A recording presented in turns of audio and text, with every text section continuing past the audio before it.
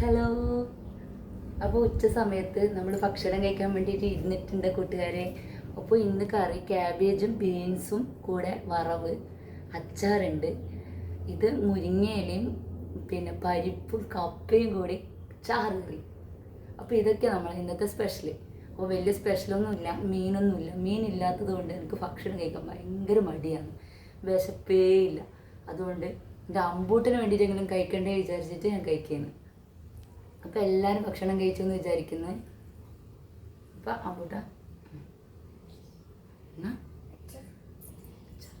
അമ്പൂട്ടിന് അച്ചാറാണ് വേണ്ടത്. എന്ന് അച്ചാറാന്ന് ഒരു ഐഡിയ ഇല്ല.